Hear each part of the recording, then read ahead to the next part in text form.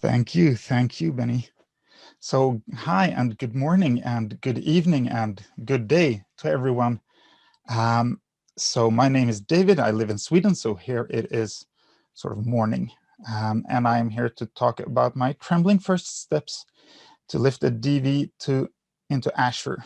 And this illustration that you see on the screen right now is actually me. I started off with a very tiny Commodore 64 way back in the days before databases were, public things. And I grew older, and then I started to work with databases, and I got bigger and bigger databases, and eventually, I ended up with a question of, can I put this database into Azure? And it really should be quite simple to upload a database into Azure, right? A small data warehouse, for example. So this session should be done in a few seconds. If I throw it hard enough into the clouds, will it stick there and we'll be over and done with?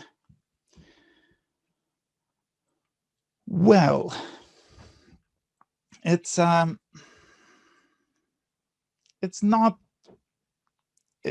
just throwing a database into the air and make it stick there, because the first time you log into Azure, you see a lot of products, you see strange words, things to think about that you wouldn't when you're working on prem, new and initially confusing options about databases that you've never thought about before, and there are new settings and new types of questions. It's a jungle, or at least I thought it was when I logged into Azure for the first time. So, well, what do you need when you go into a jungle? Well, you do need a map so you know where to go, right? And for all of us who are in the age range that I am and have seen Crocodile Dundee, you do need a knife and you need some kind of guidance, right? So I am going to guide you through this today, and I am going to move a database into Azure and explain what the things are to think about, what options you have, and what directions you could go, right? And also, if you're interested, you will get a copy of my map, so stay tuned. But before that, let me just quickly introduce myself. My name is David Stavegård, as I say in Swedish. I am a business intelligence developer, and I'm an architect. I live in Sweden. I have a wife and 3 young kids who are at preschool right now. And you know the saying that Malcolm Gladwell started with, that if you do 10,000 hours of something, you become an expert at that. Well, I have invoiced 9,712 hours as a BI consultant. So I'm not really an expert yet, but there's 300 hours left or so. So anyways, if you distribute these hours a little bit, you see that I have been working with Kimball modeling and development. I have done some reports. I have done some traditional TSQL work that we all do, I think, and some management as well, and some data warehouses in the cloud, but not very much. Some of you might know me from LinkedIn, where I every Thursday publish an Excel trick, a short video. And these are some of the thumbnails. I've been doing this for almost 3 years now, every Thursday. It's great fun. So if you recognize me and my hat, well, maybe that's from LinkedIn and Excel. But today, we're going to talk about this little fellow. This is my test data warehouse, Kimball modeled. You have your fact and dimensions, and we're going to move it into Azure. And I just want to upload it. I just want to hit the upload button and be done with it. But, you know, you log into Azure.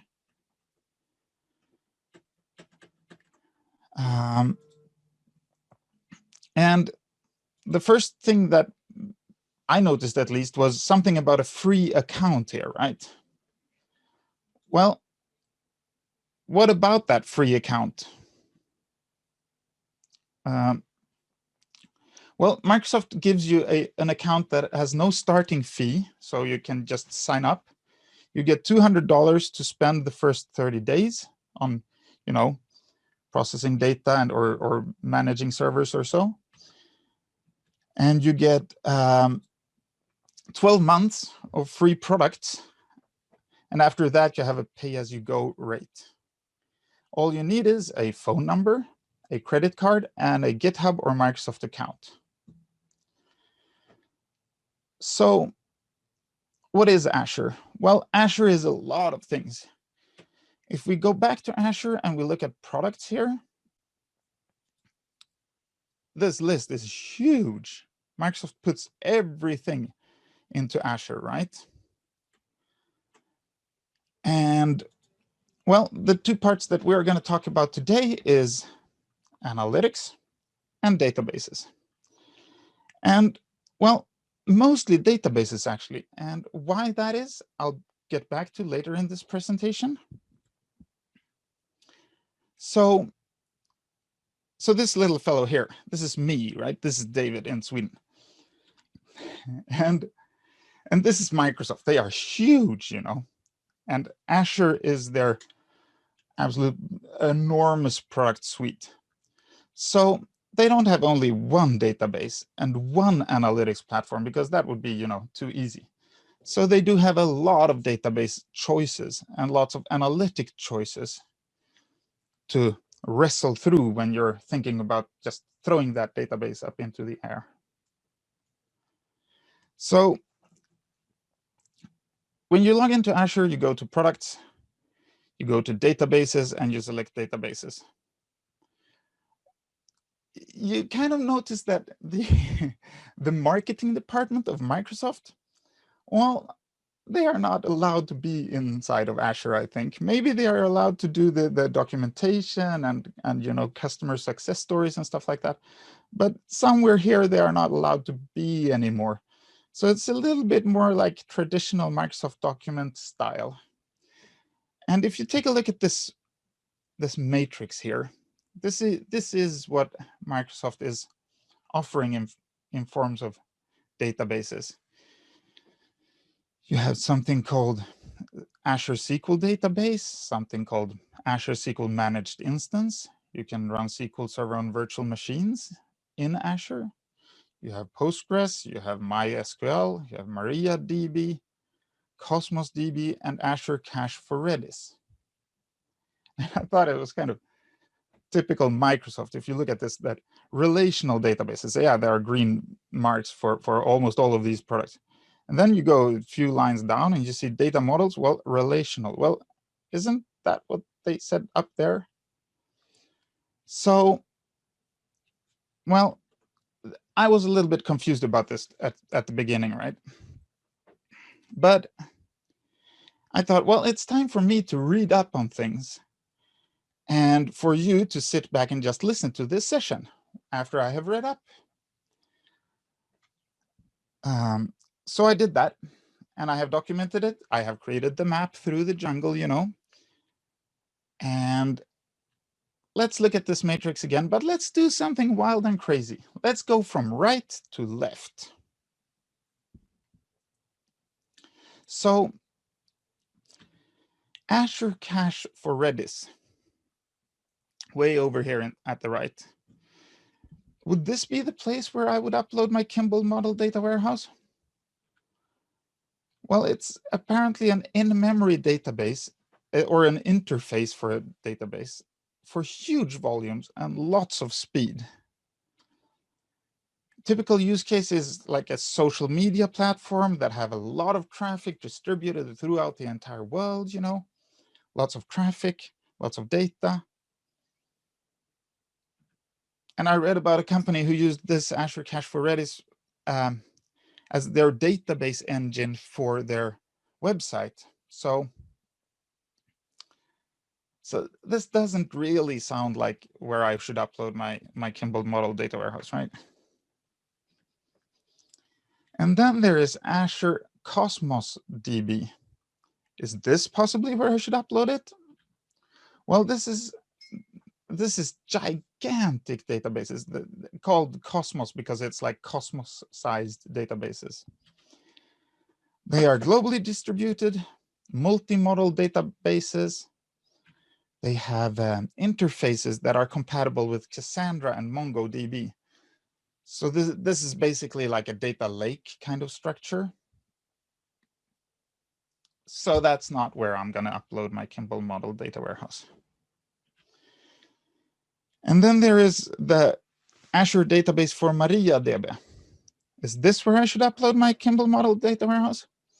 Well, I wasn't actually sure about what MariaDB was actually. I've heard it many times, but I hadn't, I wasn't sure. So I read about it a little bit, and apparently this is a fork of MySQL, because when one of the founders wasn't very happy about Oracle buying MySQL, so he forked it and created MariaDB.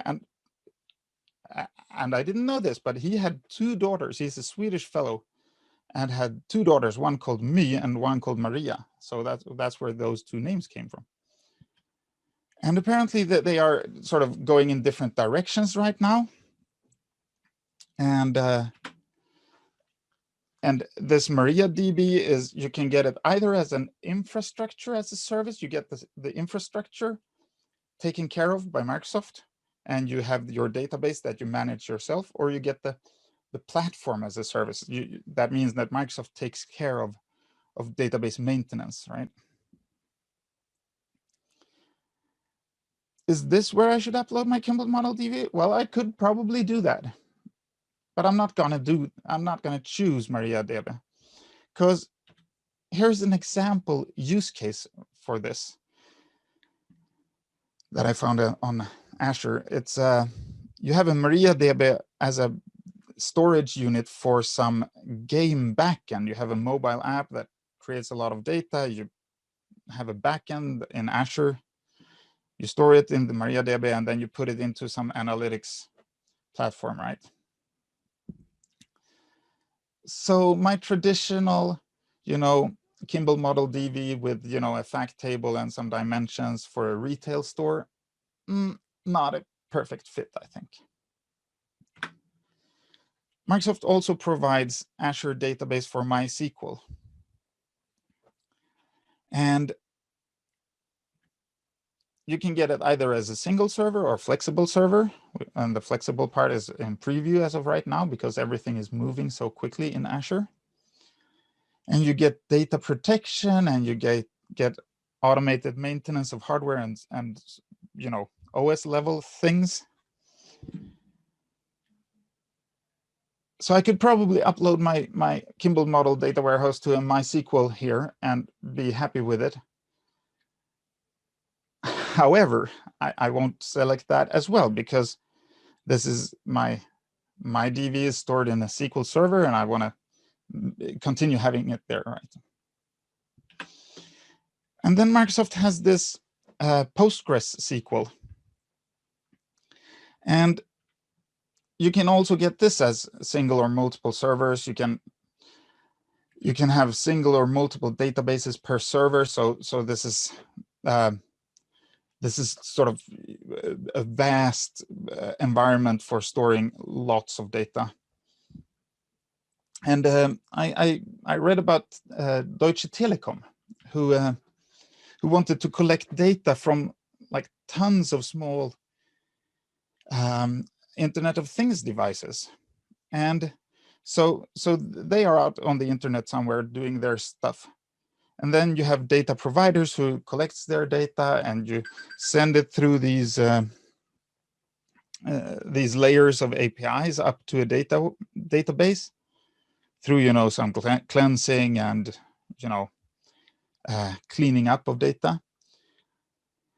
And apparently this layer here is done in Postgres, and then the level above there is MySQL. And why they chose this and not SQL Server is it has probably to do with what their Internet of Things devices were compatible with, and how the entire layer is, if everything is aimed at one direction, it's probably easier to use Postgres and MySQL instead of SQL Server. They didn't specify why they chose this actually, but that's my guess. So the data at least then gets refined, and you get further and further up this chart, and well, then you analyze it. And what their problem was that, and this is a problem that I encounter when I'm working as a BI consultant, that you consume a lot of data, you store it in-house or in your own environment, but there are tons and tons of third parties that want to reach into your data. And in Deutsche Telekom's example, this had to be sort of close to real time. My guess is that it had to do with, mobile phones and stuff like that. But they designed it like this in Azure so that they could decide and select what third parties could reach into the data and do their own analytics and combinations of data. And of course, that would be easier to do it in Azure than on prem, because on prem you're so locked in with the firewalls and everything. So just a quick recap of these 5 first database options that we have on the right here. I don't think none of these are a perfect fit for my little data warehouse. But let's move on and do SQL Server on virtual machines. Now we're getting somewhere, SQL Server, this is where I belong, this is what I do, this is what I know. On a virtual machine, well, many SQL Server databases are on virtual machines anyways, right? Except this time they would be stored in Azure. Even though you get to decide the hardware and performance of these machines, well, it is just a virtual machine with SQL Server installed. So you get the same sort of problems that you have on on-prem virtual machines, but with the difference that Microsoft supports sort of any kind of OS and SQL Server version. You'll see that later. So is this where I should upload my Kimball Model DB? Well, I could, of course, do that. And I read about a company who had 600 virtual machines running SQL Server, they lifted all of them in a few weeks up to Azure, because you can actually do it. You shut a virtual machine down, you take the VHD file, and you just upload it to Azure and turn it on, and it's up and running. And then with some network configurations, you can include these virtual machines into your own network, and you're good to go, basically. But having a virtual machine, it doesn't really solve the problems that you have on-prem when just lifting the machine up to Azure. So what they did was that they lifted these 600 machines to Azure, and then they started to migrate them into the next thing, the Azure SQL Managed Instance. So this is a SQL Server instance that is managed by Microsoft. And what that means is, like, you get a full SQL Server feature set, like SQL agent and all the things that we are used to. It's fully managed, so you don't need to worry about hardware or operating system or patching, because Microsoft takes care of that. And I think it's kind of telling that this product, the Azure SQL Managed Instance, was actually called Cloud Lifter Project when it was internally developed at Microsoft. Of course, Cloud Lifter is something else, so they couldn't use that name. But it kind of tells you like what it is. It's meant to be, you know, a thing where you actually lift up your production environment. And you can use the Azure Virtual Private Network here, so you can actually incorporate these IP addresses that these are running on into your own network, sort of, and the on-prem applications would then be able to reach these databases. So there is little or no changes needed to be made to be able to have your databases here. Azure SQL Managed Instance. So it's a managed instance of SQL Server. And then the last and final part of this matrix that Microsoft provides us is the Azure SQL Database. And this is just a loosely hanging database up in the clouds. It has automatic update and provisioning and backups. It has hyperscale storage. So as in comparison to, for example, the virtual machines where you have, you know, disk sizes and stuff like that to take care of, this has, you know, more or less can handle how much data you want to put into it. And it's actually serverless. It's contained in another way than a traditional server. So it's just a database in the cloud. There is a concept of elastic pools here.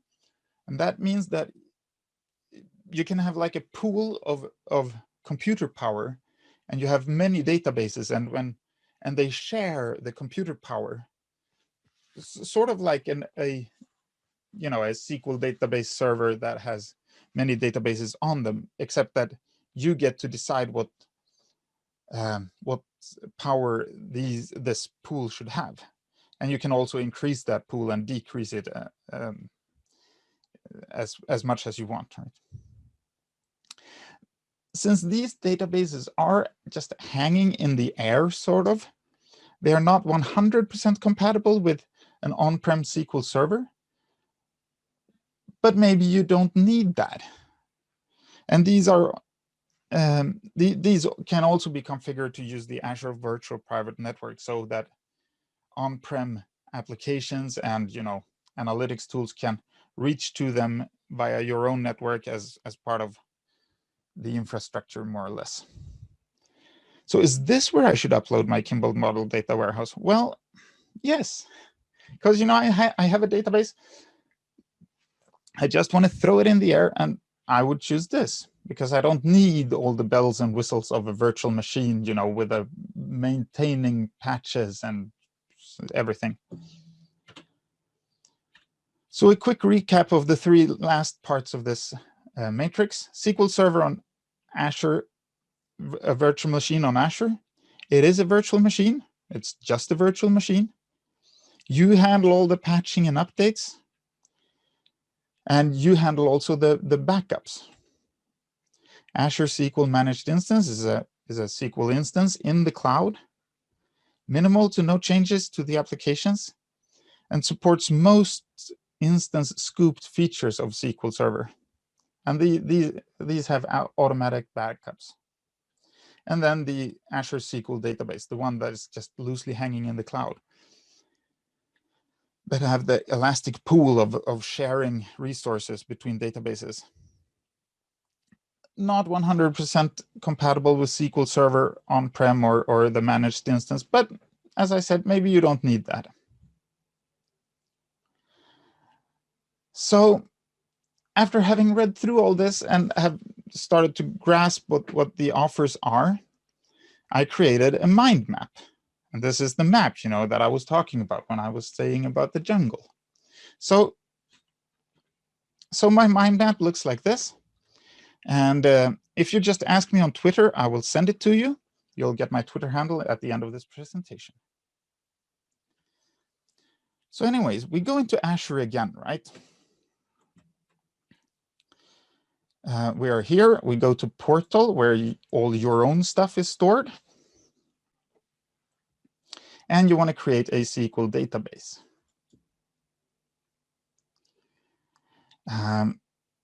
You go on New and create the SQL database. So here are some options that you need to be careful about. Subscription is how Microsoft will pay you. So you get to choose what kind of subscription you have or you want. And this is basically like everything that's in the same subscription gets built together. So if you have like a virtual machine running some C# code and you have a database and you have, something else, you can bundle them together as a subscription. Hey, David, sorry to interrupt you. Would you mind zooming in a bit? Because it is Sure. a tad small for people. Sure. Thank you. Thank you. So then we come to the resource group. And this is like this where you have like not only a database, you have some C# code and stuff like that. You have some application layers or maybe an analytics layer. You can group them together with the same lifecycle and permissions and policies. And since this is the first time we do this, I need to create a resource group.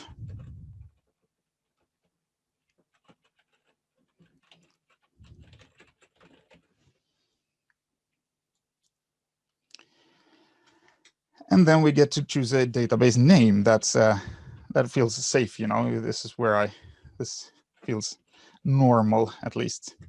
And then even though I selected, an Azure SQL database, I need to create a server. And I said before that it's serverless, but this is just a way of explaining to Microsoft the kind of loads and the kind of power that you would need for this database.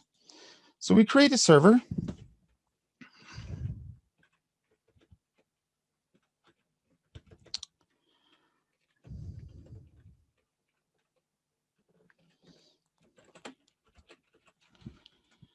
And an admin login. And I have a password over here.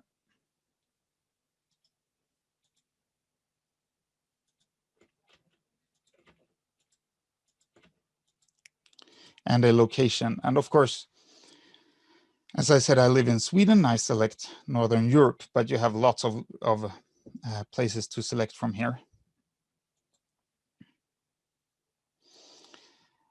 And do we want elastic pool? Are we going to store lots of databases that share the same resource? Well, no. This is just one database.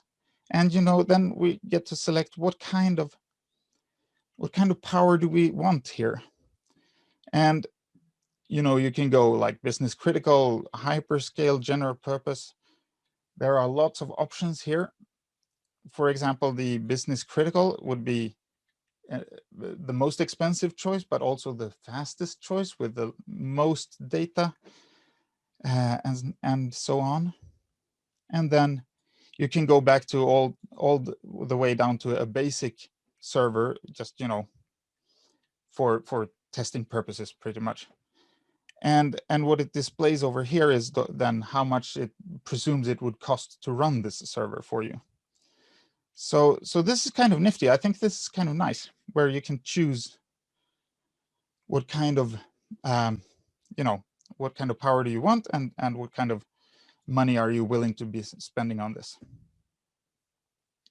I choose a basic now. And then we come into the network part.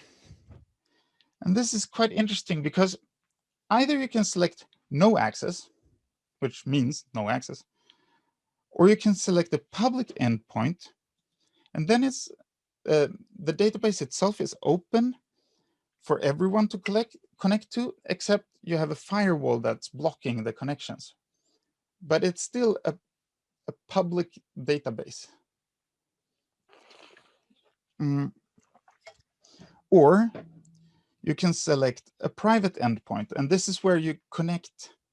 This is basically you bring this database into your own network instead of letting your the other choice is more like letting your network reach this database. And for the purpose of this demonstration, I'm going to select public endpoint. Probably if this was a production environment, I would go with a private endpoint and place it more or less inside of my own network. My background is I have been working with quite a lot of banks here in Sweden. And of course, they don't want traffic to go out onto the internet. So this would be one way of making the database behave like it's inside your network, so traffic won't go, outside of the network. But I'm going to choose public endpoint right now. And as I said, since I'm going to go with a public endpoint,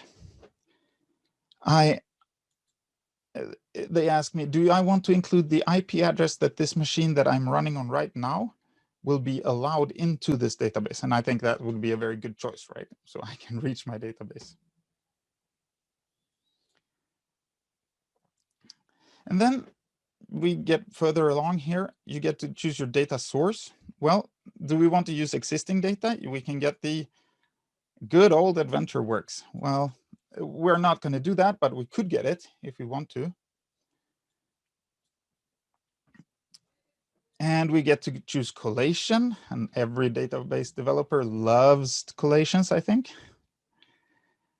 And then they have something very interesting here: Azure Defender for SQL. This is like a protection layer on top of your database, and it's in a typical Microsoft way. They specify the price with lots of digits in Swedish kronas.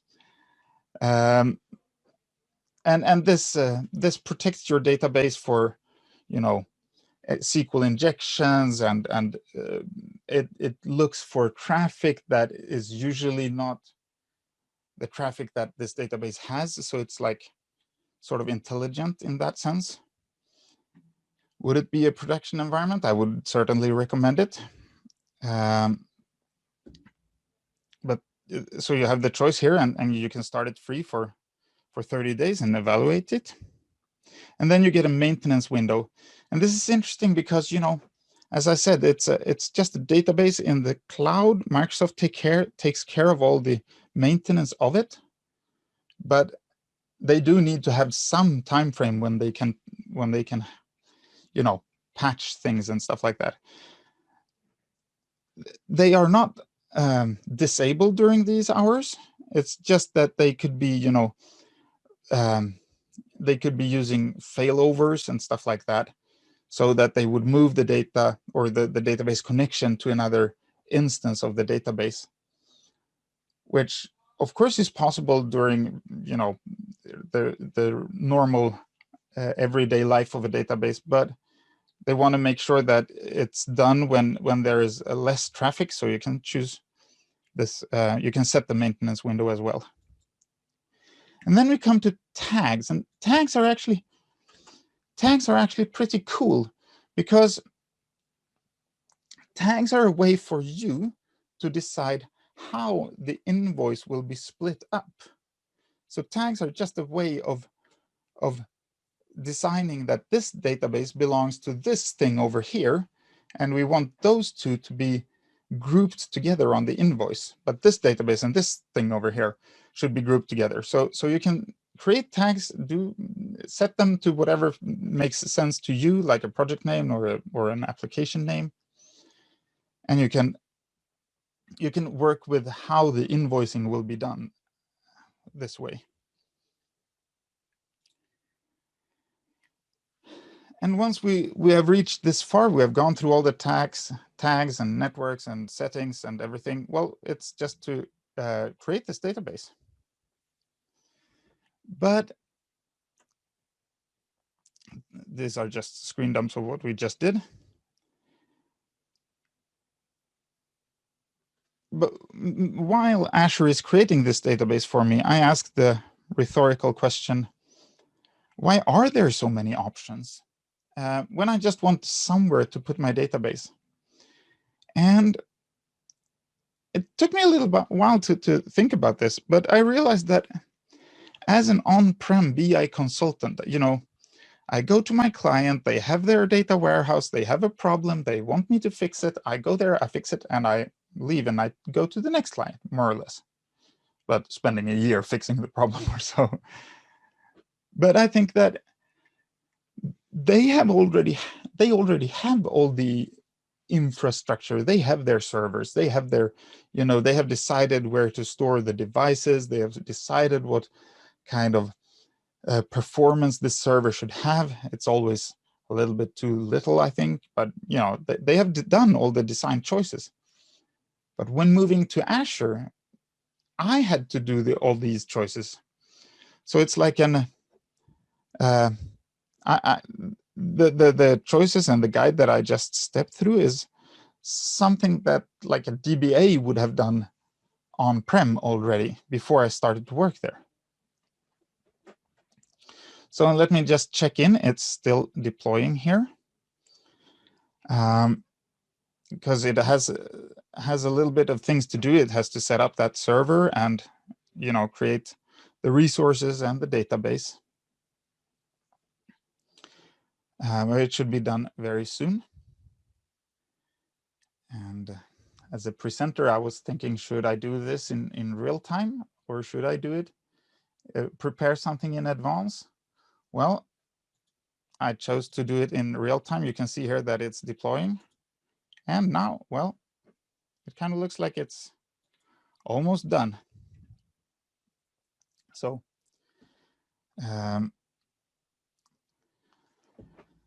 anyways, once it's up and running, then we will get the opportunity to connect to it with the management studio that we all love and use so extensively. This is the database that I have on my on-prem server. As you can see, it's called Mockup. It's with the fact tables and dimensions and some raw tables. And as soon as Azure is done here, I will try to upload it, and we'll see what happens.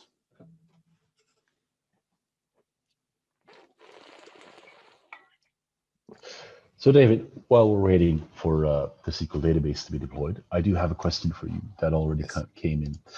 When you were looking at options for storing your data warehouse, etc., did you have any? Did you look at some things like Synapse Analytics, dedicated SQL pools, etc., or did they not pop up in your equation at this point? I looked into it, and I will actually get back to Synapse a little bit later in this presentation. Because it is very interesting how Microsoft is dividing things up. So, but let me get back to that. Okay, great. Your database is done now. So yes, I noticed. Excellent. Thank you for filling that little time gap. So now my database is up and running, and you see I have a server name that I can copy, and then I go into SQL the management studio, and I say I want to connect to this database. I want to use the account that I set up beforehand when creating the server.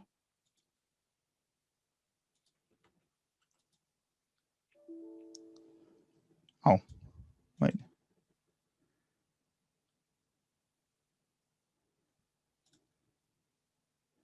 No.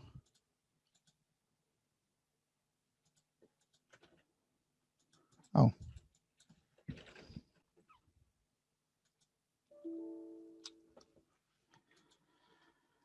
So this is the demo devil, right? Why did I not? There we go. Sorry about that. So now I am connected to my local server here, and I have the Azure Data Warehouse server here with the database that I created. But now there are no there is no backup and restore when looking at in Management Studio here. And it's like, well, I just want to restore my database. This is what I do. But then I learned there is a product. It's called Microsoft Data Migration Assistant. And let's run it.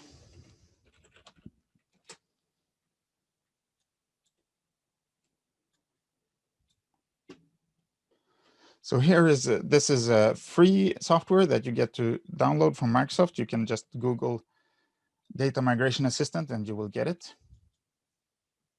And either you can do an assessment of the migration of data from on-prem to cloud, or you do a migration. In this case, I'm going to do a migration. I need to specify a project name. Well, in this case, it'll just be migration. And a source server type. This is SQL Server. And the target server type is Azure Sql Database. You see, you can migrate to managed instance or Azure virtual machine as well. But I chose a SQL database, as you know. And I want to migrate both the schema and the data. And down here, and I'm sorry that this text is a little bit small. I don't think I can zoom in this window, but it says that Microsoft recommends Azure Database Migration Service instead of this application. And the differences there is kind of small, actually.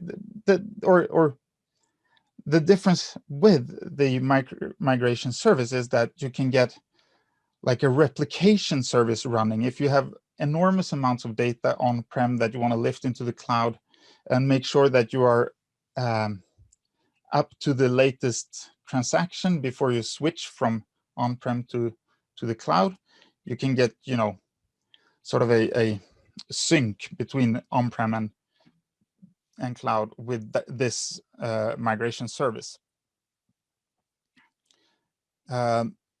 With this application that I'm running right now, you cannot do that, but that's fine. So source would be my local server. And I find my database here called mockup.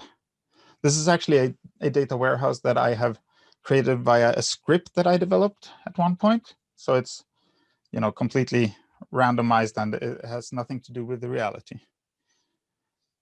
And then we want to go to the target server. And Microsoft so kindly provides the server name here in Azure. So we do a copy and paste. And do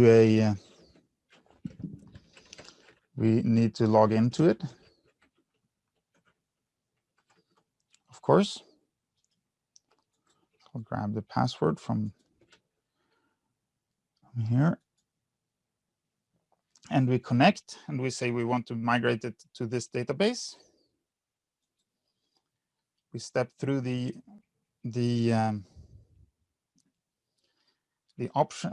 objects that we are going to migrate. It takes a look at what do we have, what are we going to migrate.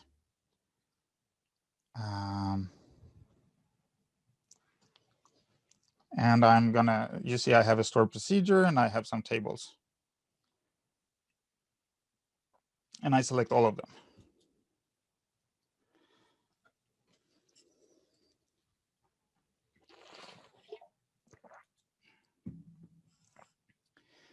And this friendly little program is now has now deployed all the schemas of things of the database. And we take a look at the tables and the row counts and stuff like that. It has also verified that the source database does not use things that's not compatible with the database in Azure. So it's, it's everything is good to go, it says. So we start migration, and we will then see that it's uploading all the data to this database. And once it's done, it's it was actually sort of the after this is done, it was happy days. Because it was up there, everything was running very smoothly, and I immediately forgot that it was in the cloud actually when I was, working with this database. So So as a developer, I think that this is, this was kind of nice because it moved all the data, and I just started to work with Management Studio again, looking at the database and all the data it has. And you see, as for a small data warehouse, it didn't take very long to migrate all the data, and now it's complete. So if we go back to Management Studio and have a look at this database now, we'll see that it has all the tables and the data that we would expect, right?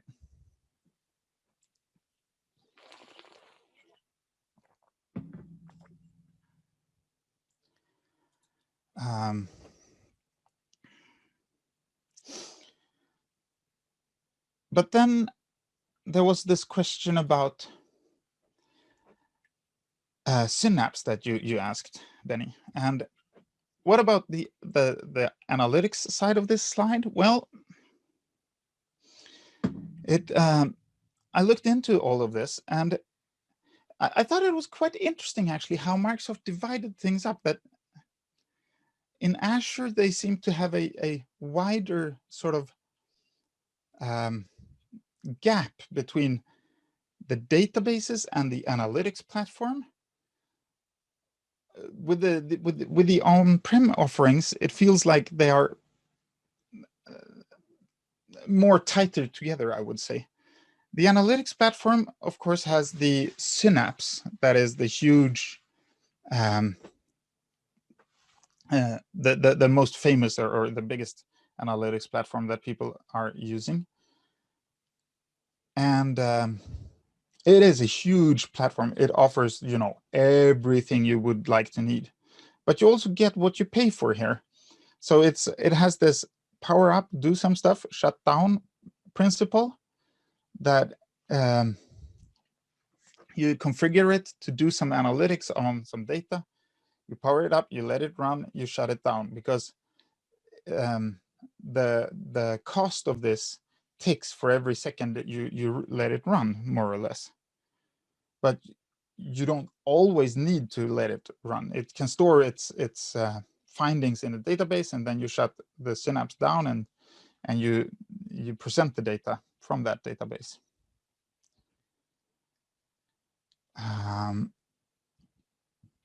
And the Azure Purview that they also offer, it's a data governance service. It's like a companion to Synapse. And the vice president of Microsoft Corporate, Julia White, said that it helps discover all data across your organization, track lineage of data, and create a business glossary wherever it's stored, on-prem, across clouds, in SaaS applications, and in Power BI. This is a little bit of a warning here, because if you start to play with this, it can be quite expensive. It seems to be a very cool product that a lot of companies would want and possibly would need, but it seems like it's it's not very cheap. And for a very good reason, of course. It does this data discovery that is very interesting. And then also grouped together in the analytics part of Azure, there are, the HD Insight, machine learning, data lakes, streaming data. And all of these are grouped together in the analytics part. You can run Spark and Kafka on top of Hadoop and so forth. But from my point of view, when I started to plan this session, it felt like being a BI developer, and I just want to upload my test data warehouse somewhere to try it out, to get to the hang on how Microsoft is placing databases in Azure. It didn't feel like Synapse and Purview and HD Insight was the way to go, because that's like another chapter of this presentation that I don't have time to do today.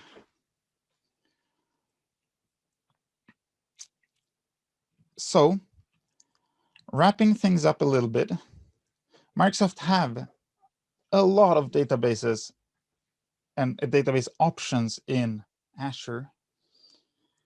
I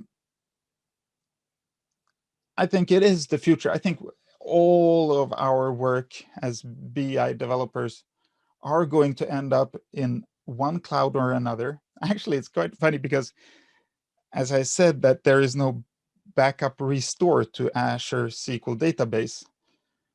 If you were to choose another cloud, for example, Amazon, there is actually a backup restore in the management.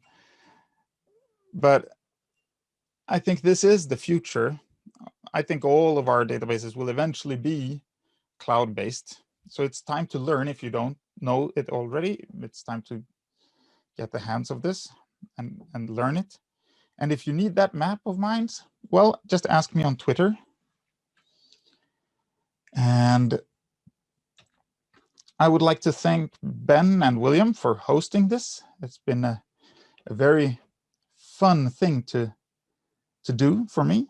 And I would like to thank Alexander Arvidsson for mentoring me. We have had many good meetings about the nitty-gritty details of things. And I would like to thank all of you who has been watching for this. Thank you.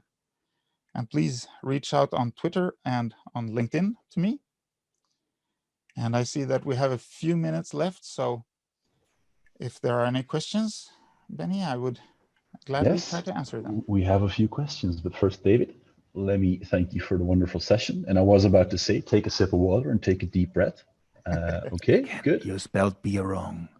Yeah, that beer that you were talking about after the session before me, time is not right in Sweden for beers right now, I think, but water is fine. So. You say that, David, but you are. We have a misunderstanding here, apparently. Yeah, did you read the speaker contract? If I had just left out Sweden, I could have had a beer, right? Yeah. It looked natural. No, I was about to say you were drinking from a closed container, so maybe you're just telling us that it's water. Oh yeah, that's right. It's a mojito. There we go. Yeah. Or a rum and Coke, possibly. Okay, so David, you mentioned that you did have some expertise with working with banks, etc., and you also mentioned that you see the future clearly going towards cloud. Do you feel the same way that banks are also following the same route towards cloud databases, etc.? Yes, slowly. I think that the bank that I am currently at is evaluating all this. And they have, they have gone into Office 365, and they are sort of stepping in this direction. And the bank that I was at prior to this assignment that I'm on right now, they were extremely locked down. However, they did have some. They didn't maintain their servers themselves. They had they rented servers from some kind of local provider. And they had actually problems with that made them look into Azure with sort of fresh eyes, because they realized that this local partner that we have, oh my God, there is an echo. I wonder why this is. Yeah, don't worry about that. We've got it under control. Thank you. It was Beardy McBeard face. That's what happens if you give them permission to speak. Yeah, well, that's why we're here, right?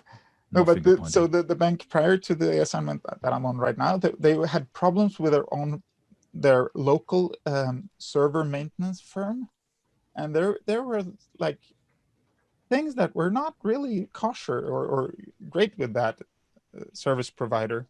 So they, in their eyes, Azure was actually maybe a better choice, because even though it's up in the clouds and we don't know what to do with it, maybe they put more trust into Microsoft managing their data than these local fellows. And this is one of the bigger banks in Sweden. So it's I know that the shift to cloud is slow in the banking industry, but I think it's coming. Okay, thank you. So one more, I have two more questions for you. So one question is, when you mentioned that there was no actual backup happening, are log file issues, etc., and problems, are they handled and sorted out by Microsoft? What if we, for instance, have some procedures that usually have a very big log file? Are we just charged big dollars for that? Well, it depends on what product you choose, I think, because if you choose a virtual machine, well, then it's up to you. It's the log files are stored on that virtual machine in Azure, and if the log files are run out of disk space, then it's the problems is yours.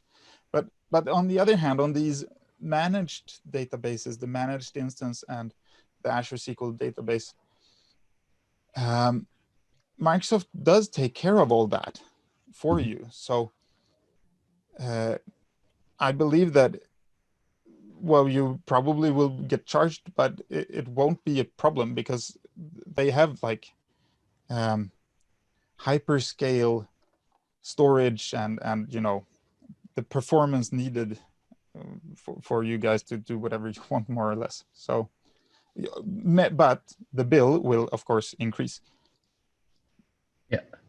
So Beardy is also commenting that log throughput is just pain being throttled. So yeah, he shares the feelings. Okay, so one last question for you. When you were choosing your components, when you were choosing your platform for migrating the data warehouse to, how much consideration did you put into some certain connectors to the data warehouse side, and where potentially you have both the ETL layer and presentation layer? That could be something different when choosing these components and objects for your architecture. Yes. For instance, does it change when you have an ETL for SSIS on premises, or the presentation layer has to run in something like a VM? What's your thought process there? A very good question, actually. From the start of this presentation, I thought about showing the data warehouse in Power BI, because I actually have a Power BI connected to this data warehouse that I use for demonstration purposes when I'm out meeting new clients and stuff like that, and showing how I would use Power BI on-prem to this local machine, and then after I lifted the database, I would connect Power BI to this database in the cloud. But I thought that was a little bit beyond the scope of this presentation, so I skipped that part. But there are a lot of connectors to these databases. You could get in the Azure portal, you get the connection strings for JDBC and all the usual suspects of how to connect to a database. So the connection part, I don't think you need to. You should of course look into it and make sure that whatever strange connection you do have to your database is compatible with Azure. But that's not a big issue from what I have heard. But on the other hand, the David, sorry, it's my question. The question isn't just about the types of connectors, but do you consider where your ETL layer and where your presentation layer are, and what they are using when you decide which type of Azure data solution to put your data warehouse in? Yes, I would do that. Yes, a good question again, because the managed instance is more, it has SQL agent, and it has, it's much more like like a normal on-prem SQL server. So this, if you do have ETL jobs that are, a little bit more closer to what SQL Server on-prem offers, then that would probably be the choice you would have to go, because the Azure database, the Azure SQL database, the database that's just loosely hanging in the air, there is no SQL agent for that. There are, of course, ways of scheduling updates of data and so forth, but you wouldn't use SQL agent, you would use other tools. So from a compatibility standpoint, my guess is that you would start with a managed instance first, running, the ETLs and stuff like that. And once you have sort of cleansed the ETLs or cleaned it up, you can move to an Azure SQL database, because I think the Azure SQL database is probably the easiest database to maintain. There is no, it's just a database in the cloud, hyperscale, hyper performance. Everything is like, you could just throw as much as you want to it. So you probably want to reach there, but from day one, possibly, even uploading a virtual machine first and then migrate it to Azure SQL managed instance once you have, sorted out the virtual machine things and removed them, and then eventually move on to the Azure SQL database is my assumption of what you would be doing. Yeah!